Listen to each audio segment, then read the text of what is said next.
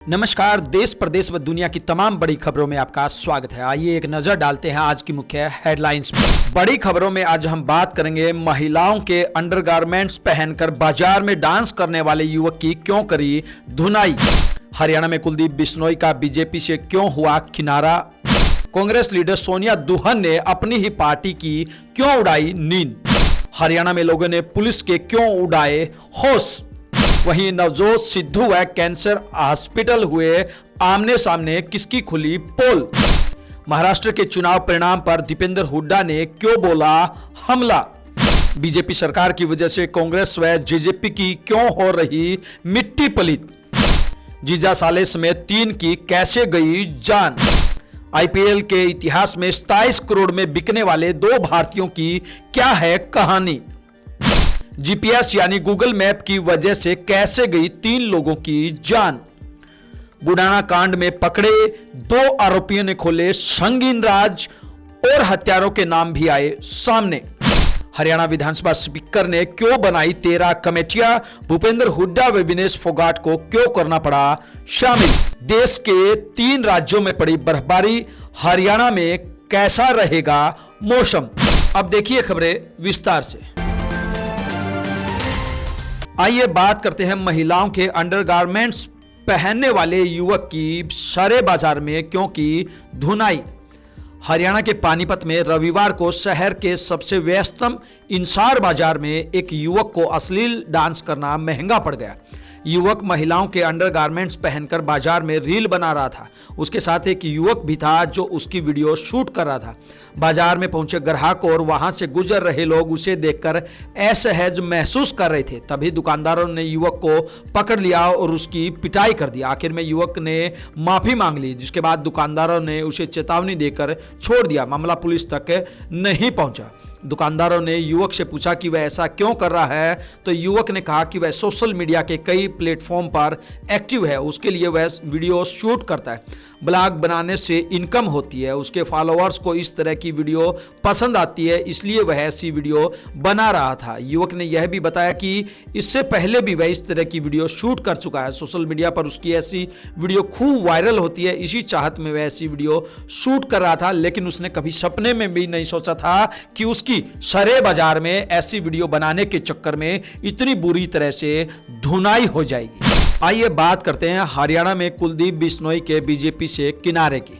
हरियाणा के पूर्व मुख्यमंत्री भजन लाल के बेटे व भाजपा नेता कुलदीप बिश्नोई ने पार्टी से दूरी बनाई हुई है। वह न तो भाजपा की मीटिंगों में शामिल हो रहे हैं और न ही पार्टी के किसी कार्यक्रम में हिस्सा ले रहे हैं। आज हरियाणा के मुख्यमंत्री नायब सैनी हिसार आ रहे हैं। कुलदीप बिश्नोई की मुख्यमंत्री के कार्यक्रम में जाने की संभावनाएं भी काफी कम लग रही है।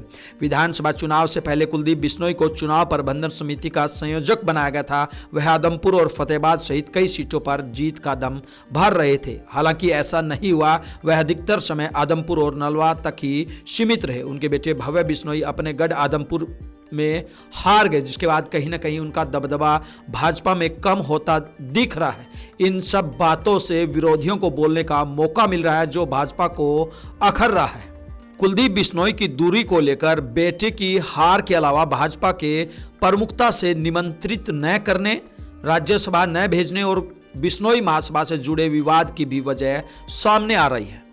आइए बात करते हैं कांग्रेस लीडर सोनिया दुल्हन ने अपनी ही पार्टी को कैसे चौंका दिया। हरियाणा में कांग्रेस की नेता सोनिया दुल्हन ने भाजपा के साथ गठबंधन करने वाली राष्ट्रीय कांग्रेस पार्टी यानी कि एनसीपी अजीत पवार के नेताओं की आरती उतारकर अपनी पार्टी को चौंका दिया है। शनिवार को सोनिया दुल्हन ने फेसबुक और एक्स पर एक वीडियो शेयर किया, जिसमें वह एनसीपी प्रमुख अजीत पवार समेत अन्य नेताओं की आरती उतारती हुई नजर आ रही है। इसके बाद से ही चर्चाएं हैं कि सोनिया अजीत पवार के गुट को ज्वाइन कर सकती है। हालांकि बातचीत में सोनिया दुल्हन ने कहा है कि वह अभी कांग्रेस में है। इससे पहले भी महाराष्ट्र में संपन्न हुए विधानसभा चुनाव में सोनिया ने एनसीपी अजीत गुट का प्रचार किया था। इसके बाद एनसीपी की जीत के बाद उसके नेताओं की आरती उतारकर विजय तिलक भी किया। बता दें कि सोनिया दुल्हन ने इसी साल हरियाणा विधानसभा चुनाव से पहले अगस्त में एनसीपी का साथ छोड़कर कांग्रेस का हाथ थाम लिया था। वह करीब 3 साल पहले अजीत पवार की बगावत के बाद 4 विधायकों को गुरुग्राम के होटल से छुड़वाकर सुर्खियों में आई थी। ये बात करते हैं हरियाणा में लोगों ने पुलिस के क्यों उड़ाए होश। हरियाणा की पुंडरी विधानसभा सीट से भाजपा विधायक सतपाल जांबा ने पिछले दिनों मंच से ट्रैफिक पुलिस को निर्देश दिए थे कि बुलेट बाइक से जो युवक पटाखे बजाते हैं और लड़कियों का पीछा करते हैं उनके चालान किए जाएं, जिसके बाद पुलिस कर्मचारियों ने यातायात नियमों का पालन न करने वाले लोगों के चालान करने शुरू कर दिए। पुलिस की कार्रवाई से गुस्साए लोगों ने रविवार को हाबड़ी मोड़ पर पुलिस की गाड़ी और बाइक सवार पुलिस कर्मचारी को घेर लिया। गाड़ी सवार पुलिस कर्मी ने सीट बेल्ट नहीं लगाई थी, जबकि बाइक सवार ने हेलमेट नहीं पहना था और न ही हाई सिक्योरिटी नंबर प्लेट लगी हुई थी। लोगों ने मौके पर जमकर हंगामा किया। लोगों ने कहा कि ये नियम और कानून केवल जनता पर ही लागू क्यों हो रहे हैं, हमारे साथ ये दोहरा व्यवहार क्यों किया जा रहा है। लोगों ने पुलिस कर्मचारियों से कहा कि विधायक सतपाल जांबा ने पुलिस को आमजन के चालान करने को बोल दिया, लेकिन पुलिस वालों के चालान कौन करेगा। पुलिस कर्मचारी भी ट्रैफिक नियमों को तोड़ रहे हैं, ऐसे में उनकी खबर कौन लेगा। हमारे लिए ये दोहरा कानून क्यों है। और बस इसी के बाद तमाम इलाके के लोग वहां पर खड़े हो गए और पुलिस को वहां से निकलना मुश्किल हो गया। आइए बात करते हैं नवजोत सिद्धू व कैंसर हॉस्पिटल के बीच हुए टकराव की। पंजाब कांग्रेस नेता और पूर्व क्रिकेटर नवजोत सिद्धू की पत्नी को कैंसर से ठीक करने वाले इलाज के दावे पर विवाद हो गया है। सिद्धू ने कहा था कि उन्होंने आयुर्वेदिक तरीके से पत्नी का इलाज किया, कैंसर सेल्स को बढ़ाने वाली मीठी चीजों को बंद किया, जिसके बाद पत्नी doctor Navjot Kaur Sidhu cancer free हो गई। सिद्धू ने इस बारे में प्रेस कॉन्फ्रेंस भी की थी। इसका वीडियो वायरल होने के बाद अब टाटा मेमोरियल हॉस्पिटल की अगुवाई में 262 ऑन्कोलॉजिस्ट ने इस दावे पर सवाल उठाए। उन्होंने कहा है कि सिद्धू की बताई कुछ चीज़ों पर रिसर्च जरूर चल रही है, लेकिन इनसे ठीक हो जाने का दावा सही नहीं है। उन्होंने कहा कि सिद्धू के दावे के पर्याप्त सबूत नहीं है। ऐसे में लोगों को कैंसर जैसे लक्षण होने पर तुरंत अस्पताल में जांच करवानी चाहिए और कहीं न कहीं सिद्धू के दावों की पोल खोलने का काम कैंसर हॉस्पिटल ने करने की कोशिश की है। आइए बात करते हैं दीपेंद्र सिंह हुड्डा के महाराष्ट्र चुनाव पर दिए बयान की। रोहतक के गढ़ी सांपला में आयोजित चौधरी छोटूराम जयंती समारोह में सांसद दीपेंद्र सिंह हुड्डा व चौधरी बीरेंद्र सिंह मुख्य अतिथि के रूप में पहुंचे। इस दौरान सांसद दीपेंद्र सिंह हुड्डा ने महाराष्ट्र और झारखंड चुनाव परिणामों पर बोलते हुए कहा कि महाराष्ट्र में जो नतीजे आए हैं वे अचंभित करने वाले। ये नतीजे ऐसे क्यों रहे उसको लेकर कांग्रेस पार्टी द्वारा मंथन किया जाएगा, लेकिन चुनाव की निष्पक्ष प्रक्रिया पर भी सवाल दोबारा से उठाए जा रहे हैं, क्योंकि बीजेपी ने गुजरात से भी ज्यादा सीटें महाराष्ट्र में जीती हैं, जबकि महाराष्ट्र में आमने सामने का मुकाबला हर कोई मान रहा था। आइए बात करते हैं बीजेपी सरकार किस प्रकार से कांग्रेस व जेजेपी चेयरमैनों पर भारी पड़ रही है। हरियाणा में तीसरी बार भाजपा सरकार बनने के बाद जिला परिषद, पंचायत समिति और ब्लॉक समिति चेयरमैनों की कुर्सियों पर खींचतान शुरू हो गई है। अभी तक राज्य में 5 चेयरमैन चेयरपर्सन के खिलाफ अविश्वास प्रस्ताव लाए गए, जिसमें कांग्रेस और जननायक जनता पार्टी समर्थित चेयरमैनों की कुर्सी भाजपा छीनने में कामयाब रही है, जबकि इनेलो अपने चेयरमैन की कुर्सी बचाने में कामयाब रही। 2 चेयरपर्सन के खिलाफ लाए गए अविश्वास प्रस्ताव पर अभी वोटिंग होनी है। भूपेंद्र सिंह हुड्डा के खिलाफ विधानसभा चुनाव लड़ने वाली रोहतक जिला परिषद की चेयरपर्सन मंजू हुड्डा के खिलाफ अविश्वास प्रस्ताव पर 3 बार वोटिंग टल चुकी है। वहीं कैथल की चिका ब्लॉक समिति की कांग्रेस समर्थित चेयरपर्सन डिंपल रानी के खिलाफ भी अविश्वास प्रस्ताव लाया गया है। अभी अविश्वास प्रस्ताव पर वोटिंग के लिए डेट निर्धारित नहीं हुई है। कहीं न कहीं बीजेपी लगातार कांग्रेस व जेजेपी की मुश्किलें बढ़ाती हुई नजर आ रही है। आइए बात करते हैं हरियाणा में कैसे जीजा साले समेत 3 की जान चली गई है। हरियाणा के सोनीपत में तेज रफ्तार ट्रक ने बाइक सवार 3 जीजा साला और उनके दोस्त को कुचल दिया, जिसमें तीनों की मौत हो गई। ये तीनों बाइक पर खाना खाने के लिए होटल जा रहे थे। जब वे रोहतक बाईपास रोड पर पहुंचे तो यह हादसा हो गया। हादसे के बाद तीनों को रात में ही अस्पताल पहुंचाया गया था, लेकिन डॉक्टर ने उन्हें मृत घोषित कर दिया। पुलिस ने ट्रक ड्राइवर के खिलाफ केस दर्ज कर लिया है और मामले की छानबीन जारी है। आइए बात करते हैं भारत के सबसे महंगे बिकने वाले क्रिकेटर की। जी हां, सऊदी अरब के जिहाद में चल रहे मेगा ऑक्शन में 2 इंडियन क्रिकेटर आईपीएल इतिहास के सबसे बड़े खिलाड़ी बन गए हैं। पहले नंबर पर हैं ऋषभ पंत, जो अब तक के सबसे महंगे क्रिकेटर हैं। दिल्ली कैपिटल के पूर्व कप्तान और विकेटकीपर पंत को लखनऊ सुपर जायंट्स ने 27 करोड़ रुपए में खरीदा है। दूसरे नंबर पर हैं पिछले सीजन में कोलकाता को चैंपियन बनाने वाले कप्तान और बल्लेबाज श्रेयस अय्यर। श्रेयस को पंजाब किंग्स ने 26.75 करोड़ रुपए की बोली लगाकर खरीदा है। चौंकाने वाली डील रही वेंकटेश अय्यर की, जिनके लिए कोलकाता नाइट राइडर्स और बेंगलुरु रॉयल चैलेंजर्स के बीच 23.50 करोड़ तक बोली लगी। कोलकाता ने वेंकटेश को 23.75 करोड़ में खरीदा। वेंकटेशन ने पिछले आईपीएल फाइनल में हैदराबाद के खिलाफ 50 लगाई थी। आइए बात करते हैं एक बहुत ही जरूरी और महत्वपूर्ण खबर की। जी हां, यह खबर आप तमाम लोगों से जुड़ी हुई है। आप भी अगर कहीं गूगल मैप के माध्यम से, जीपीएस के माध्यम से कहीं आते जाते हैं तो ये जरा सुन लीजिए। उत्तर प्रदेश के बरेली में जीपीएस लोकेशन पर भरोसे ने 3 लोगों की जान ले ली।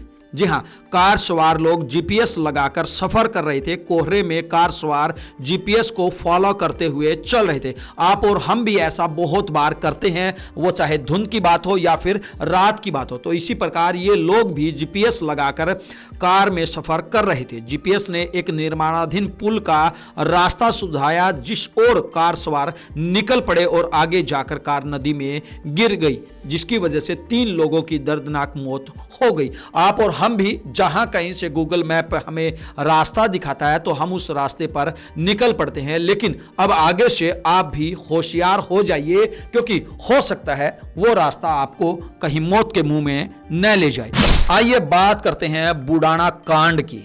जी हां, हिसार जिले के नारनौंद के गांव बुडाना में हुए डबल मर्डर मामले में गठित एसआईटी टीम ने हत्याओं के आरोप में एक अपचारी बालक को पुलिस अभिरक्षा में लिया है। पुलिस ने उसको बाल सुधार गृह फरीदाबाद भेज दिया। वहीं मामले के मुख्य आरोपी अनूप को टीम द्वारा 2 दिन के पुलिस रिमांड पर लिया गया है। रिमांड के दौरान आरोपी से वारदात में प्रयोग किए गए हथियार व अन्य आरोपियों के बारे में गहनता से पूछताछ की जा रही है। एसआईटी अध्यक्ष उप पुलिस अधीक्षक नारनौंद राज सिंह ने बताया कि अपचारी बालक ने गांव बुडाना में अनूप के साथ मिलकर किसान जयवीर व कृष्णा की हत्या की वारदात को अंजाम दिया था। प्रारंभिक पूछताछ में अपचारी बालक ने बताया कि 16 नवंबर को गांव बुडाना के खेल स्टेडियम में मैं और मेरा दोस्त अनूप बकरी चरा रहे थे। तभी कृष्णा नारनौंद से सामान लेकर खेत में बने अपने मकान की तरफ जा रही थी। तभी हम दोनों ने कृष्णा को देखा तो जो गहने वो पहने हुए थी उनको लूटने की हमारे मन में इच्छा हुई। हमारे मन में गहनों को देखकर लालच आ गया। जोश में होश खोकर हम दोनों ने पीछे से महिला के सिर पर लाठी से वार कर दिया और महिला जमीन पर गिर गई। महिला के जमीन पर गिरने से हम दोनों ने महिला की 2 कानों की बाली व एक गले का ढोल जो सोने का बना हुआ था, जिसको हमने लूट लिया। बहरहाल पुलिस गहनता से पूछताछ कर रही है। पुलिस को शक है कि इस मामले में और साथ ही साथ जो जयवीर नाम का युवक जिसकी हत्या हुई थी उस मामले में और भी आरोपी शामिल है। उनको पकड़ने के लिए पुलिस लगातार तलाश कर रही है, लगातार पूछताछ कर रही है। आइए बात करते हैं हरियाणा विधानसभा स्पीकर द्वारा बनाई गई 13 कमेटियों की और उनमें भूपेंद्र हुड्डा व विनेश को क्यों शामिल किया गया। हरियाणा विधानसभा में सरकारी कामों की निगरानी समेत दूसरे कार्यों के लिए 13 कमेटियां गठित कर दी गई है। विधानसभा के स्पीकर हरविंदर कल्याण ने शनिवार रात को इसकी लिस्ट जारी कर दी। इन 13 कमेटियों में पूर्व सीएम भूपेंद्र हुड्डा को किसी कमेटी का चेयरमैन नहीं बनाया गया है। विनेश फोगाट को एक ही कमेटी में रखा गया है, जबकि निर्दलीय सावित्री जिंदल 3 कमेटियों में शामिल है। मंत्री बनने से चुके विधायक मूलचंद शर्मा को प्रिविलेज कमेटी का चेयरमैन बनाया गया है। विपक्ष विधायकों में नू से कांग्रेस विधायक आफ्ताब अहमद को लोक लेखा समिति का अध्यक्ष बनाया गया है। बता दें कि पूर्व स्पीकर ज्ञानचंद गुप्ता ने पीएसी के अध्यक्ष का पद विपक्ष को देने की प्रथा शुरू की थी, जिसे नए स्पीकर हरविंदर कल्याण ने भी जारी रखा। वहीं नियमों संबंधी समिति के चेयरमैन खुद स्पीकर हरविंदर कल्याण होंगे। पूर्व सीएम भूपेंद्र सिंह हुड्डा को इस समिति के सदस्य बनाया गया है। गौरतलब है कि इन समितियों की विधानसभा में हर मंगलवार को बैठकें होती हैं। इन 13 समितियों में अध्यक्ष के अलावा 8 से 9 विधायक सदस्य भी शामिल हैं। आइए बात करते हैं मौसम की। जम्मू कश्मीर के साथ साथ अब हिमाचल प्रदेश और लद्दाख में भी बर्फबारी का दौर शुरू हो गया है। हिमाचल के कुल्लू जिले के रोहतांग पास और अटल टनल के पास रविवार को बर्फबारी हुई। वहीं जम्मू कश्मीर के कुपवाड़ा, गुलमर्ग, बांदीपोरा और लद्दाख के लेह में भी रविवार को बर्फबारी तेज हुई। तीनों राज्यों में सोमवार को भी बर्फ गिरने का अनुमान जताया गया है। मौसम विभाग ने देश के 8 राज्यों में घना कोहरा छाने का भी अनुमान जताया है। इनमें पंजाब, हरियाणा, हिमाचल प्रदेश, मध्य प्रदेश, राजस्थान, उत्तर प्रदेश, बिहार और दिल्ली शामिल है। उत्तरी राज्यों के साथ साथ अब मध्य प्रदेश, छत्तीसगढ़ और राजस्थान में भी ठंड लगातार बढ़ रही है। एमपी और राजस्थान 7 स्थानों और छत्तीसगढ़ के अंबिकापुर में तापमान लगातार दूसरे दिन 10 डिग्री से नीचे रहा। इन तमाम खबरों को लेकर आपकी क्या कुछ प्रतिक्रिया है, आप हमें कमेंट बॉक्स के माध्यम से जरूर बताएं। ब्यूरो रिपोर्ट, बिंदास रहना।